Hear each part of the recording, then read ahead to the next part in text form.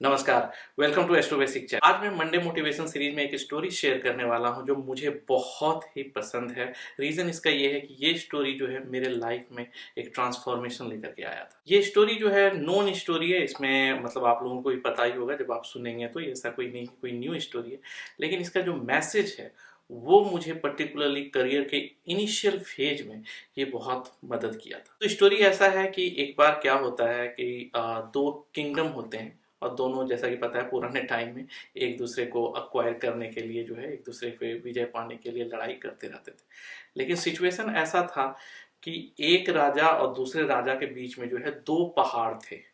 तो अगर एक को दूसरे को अक्वायर करना रहता था, दूसरे को कैप्चर करना रहता था, तो इसकी सेना को पहले एक पहाड़ पे चढ़ना रहता था, फिर नीचे उतरना रहता था, फिर ऊपर चढ़ना, फिर नीचे उतरना, तब युद्ध करना पड़ता था।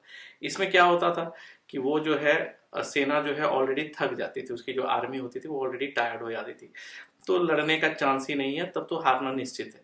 वैसे ही दूसरे वाले को भी सेम काम करना पड़ता था, एक पहाड़ ऊपर चढ़ो, फिर नीचे हिल पे चढ़ के फिर ऊपर से नीचे आने में वो थक जाती थी उसकी आर्मी, और उसका लड़ाई करने के समय हार जो है निश्चित है, क्योंकि वो ऑलरेडी आर्मी जो थे पूरी टायर्ड रहती थी। फिर दोनों किंगडम ने डिसाइड किया कि ऐसा करते हैं कि क्योंकि दोनों को लड़ना तो था ही, अक्वायर करना था एक दूसरे का, तो दोनों ने डिसाइड किया कि ऐसा करते हैं, एक एक बंदा अपने तरफ से जो स्ट्रांग है वो रिप्रेजेंट करेगा और हम लोग की तरफ से वो लड़ेगा। दोनों में से जो जीतेगा समझ लेंगे पूरा का पूरा जो है मतलब किंगडम जो है उसका हो गया। तो इस तरह से दोनों लड़ते हैं। तो एक जो पहला वाला जो किंगडम रहता है वो अपना बंदा भेजता है जो कि बहुत ही स्ट्रांग रहता है, 7 साढ़े 7 फीट की हाइट होती है, एंड पूरा एकदम आर्मर से कवर्ड रहता है, हाथ में बड़ा सा शोर्ड, एक हैमर लेकर के जो है, जो देख करके लगता था कि जो उसको कोई कॉन्क्वर नहीं कर सकता, जीत नहीं सकता उसको। और बात भी सही थी, वो अपने टाइम का सबसे बड़ा विनर था और उसको कोई हरा नहीं पाया था।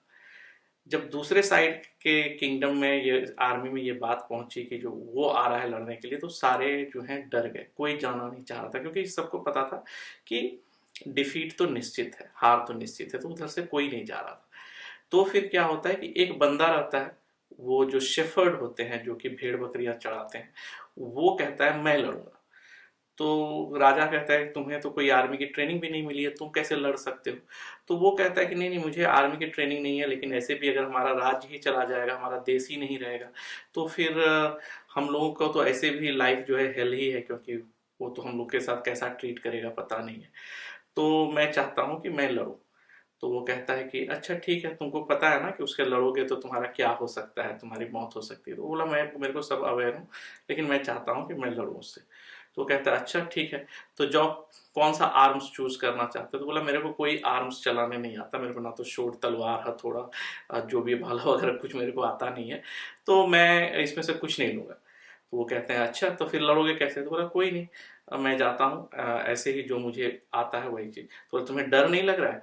बोला मुझे डर नहीं लग रहा है, क्योंकि मैं भेड़ बकरियां चराता हूँ, और भेड़ बकरियों को जब मैं ले जाता हूँ खेत में, फील्ड में, जंगल में, तो वहाँ बहुत सारे बाघ, शेर, चीता, भालू, ये सब आता है। तो वाइल्ड एनिमल्स को भगाने के लिए जो है हम, मेरे को पता है कि कैसे करके उसको भगाते हैं, तो मेरे को डर नहीं लगता। जब मैं उन लोगों से लड़ लेता हूँ, ये तो इंसान ही है और ये तो सामने में ही है, तो मुझे डर नहीं लग रहा। बोला ठीक है, अब जैसा तुम्हारी मर्जी। राजा के पास और कोई ऑप्शन भी नहीं था कि किसी और को भेजें। तो ये बंदा जाता है और जाते जाते रास्ते से दो चार जो है पत्थर जो है इस साइज का उठा करके वो जाता है। उसके पॉकेट से अपना एक स्लिंग शॉट जो कहते हैं, ऐसे घुमा करके जो मारते हैं, क्योंकि वो भेड़ बकरियों को जानवर से बचाने के लिए उसी स्लिंग शॉट से पत्थर उसमें लगा करके ऐसे करके, गुलेल काइंड ऑफ ही होता है, लेकिन ऐसे नहीं मार करके, ऐसे घुमा करके मारते, उससे पत्थर फंसा करके ऐसे करके जोर से फेंकते हैं, एम बना करके। तो उठाता है और उसके बाद जब जाता है, तो जो सामने वाला जो अपोनेंट था, जो कि बहुत 7.5 फीट हाइट का था और जो पूरा बल्कि था, तो वो बहुत खुश होता है कि चलो ये तो ऐसे ही छोटा सा है, इसको तो ऐसे ही हरा देंगे, इसको तो कोई आर्मी का ट्रेनिंग भी नहीं है। तो वो आराम से रिलैक्स करके था कि आने दो, उसके बाद सीधा इसको अटैक करेंगे। वो बंदा जाते रहता है और वो जो शेफर्ड था, और सामने से पत्थर को स्लिंग शॉट में ले करके ऐसे जोर से घुमा के मारता है, तो उसके सीधा हेड पे जाकर के लगता है, यहाँ पे, और वो बंदा वहीं पे मर जाता है। तो ये जो स्टोरी है, और इस तरह से ये राजा जीत जाता है, सब कोई शेफर्ड को कॉन्ग्रेचुलेशन भी कहते हैं, हीरो बना देते हैं अपने टाइम। तो ये जो शेफर्ड था इसका नाम डेविड था, और ये जो बड़ा सा बंदा था उसका गुलायत नाम था। ये नॉन स्टोरी है।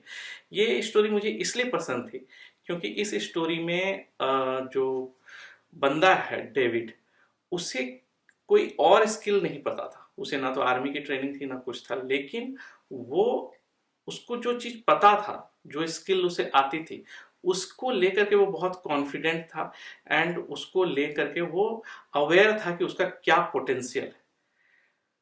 तो जब मैं अपना बिजनेस स्टार्ट किया था या करियर स्टार्ट किया था, तो तभी भी मुझे बहुत सारे चीज लगते थे कि मुझे ये नहीं आता, ये नहीं आता, ये नहीं आता। लेकिन मुझे एक चीज पता था कि मुझे एस्ट्रोलॉजी तो आती है। तो मैं जब स्टार्ट किया था ये सोच करके, तो ये स्टोरी मैं सुना था और मुझे ये बहुत ही आई ओपनिंग स्टोरी लगी थी, क्योंकि हर बंदे के पास भगवान कुछ ना कुछ टैलेंट दे करके भेजे।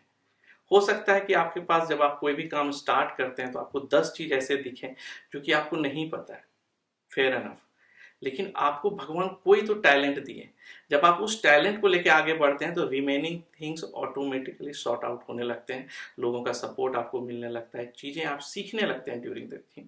कोई भी चीज कंप्लीट पैकेज में बन करके नहीं आता है। आपको बस अपने पे भरोसा रखना है, भगवान पे भरोसा रखना है, और जो स्किल आपको भगवान दिए उसको पहचानना है कि आप किस चीज में अच्छे हैं। और एस्ट्रोलॉजिकली हम लोग जान सकते हैं कि किस चीज में अच्छे हैं, लेकिन इस स्टोरी में एस्ट्रोलॉजी नहीं है।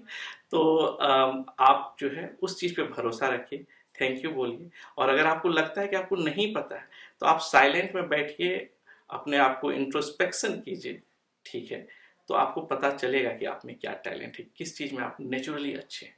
ऐसा कौन सा काम है जिसको करने में आपको हमेशा अच्छा लगता है और आप लोगों से बेहतर करते हैं। तो ये था आज का मंडे मोटिवेशन। मिलते हैं अगले वीडियो में, अगले मंडे एक नए स्टोरी के साथ, एक नए मोटिवेशन स्टोरी के साथ। आप लोगों का दिन अच्छा हो, आने वाला समय जो है पिछले से ज़्यादा अच्छा हो, ये सप्ताह आप लोग भी रॉकिंग करें। और थैंक यू वेरी मच। मिलते हैं अगले वीडियो में, तब तक के लिए नमस्कार।